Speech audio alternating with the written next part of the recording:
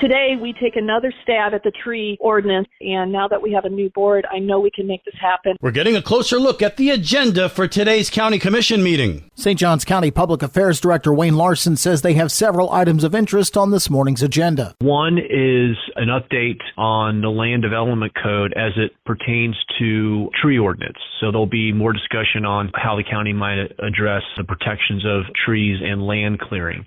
Another item is another update on our 2050 comprehensive plan. As the community might recall, we've presented this to the board in the past. They've asked for some adjustments and some new data points, so we're coming back to them with an update.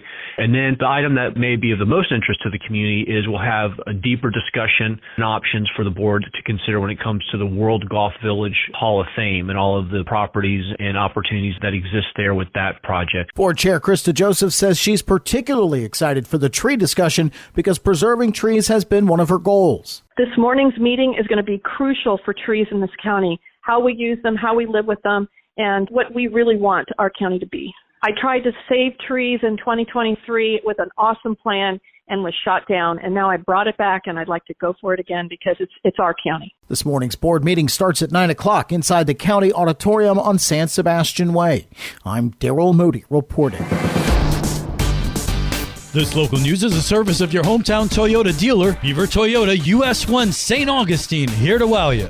I'm just grateful. I'm grateful to the people in the neighborhood. I'm grateful to God, and I'm grateful to have this dog in my life. The disappearance of a tiny King Charles Spaniel brought a neighborhood together. In the blink of an eye, little Kahlua disappeared from Vicki and Jim Neuenfeld's St. Augustine South backyard. We ended up putting it on social media. We put up signs, 40 of them the first day on Tuesday. It was very heartwarming and amazing how the community all got together. By Friday, 3 days had gone by, not one sighting of Kahlua. Friday night, I'm going through Facebook, the little short videos, and one pops up on my screen from Ken Kington, and it's about never ignore a penny.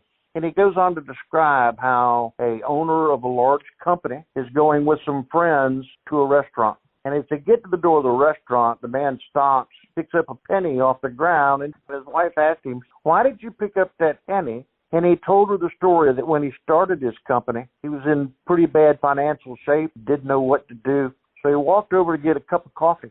And on the way back, he asked, "God, please help me." And a voice called out to him and said, "Pick up the penny." And the voice said to him, "What does the penny say?" And they looked at it, and it says, "In God we trust." And the voice then said, "Do you really trust me? Do you put your full faith in me?" That video moved me a lot. And I sent it to a good friend of mine who had helped us searching for Kahlua. Less than an hour later, he got a call from the sheriff's office. It is a young man that they patched through to me who hears a small dog barking out in the swamp. We go right there, and it is Kahlua. And she swims to me. Other than being cold, wet, and hungry, she's perfectly safe. Overcome with joy that Kahlua is back home, Vicki and Jim served her up her favorite treat, Genoa salami and cheddar cheese. Welcome home, Kahlua. For St. Augustine's Local Morning News, I'm Liz Ryan. In other news, a large apartment project by Di Bartolo Development in the Mirabella area of St. Johns County, known as Palm Lakes, has received a total of 19 permits for about $41 million, which includes 12 apartment buildings and 7 garage structures. The developer is allowed to build 392 apartments on 23 acres off State Road 16.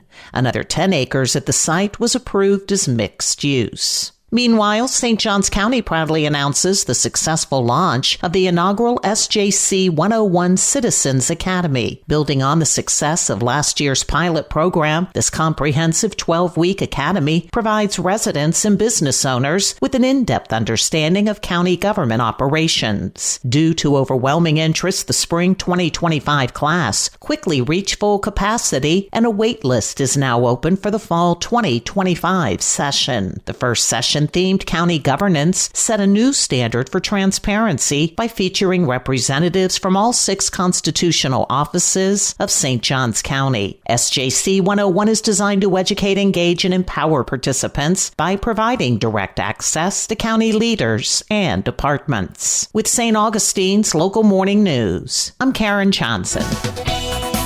And now you're up to date with St. Augustine's local morning news. I'm Rich Carroll.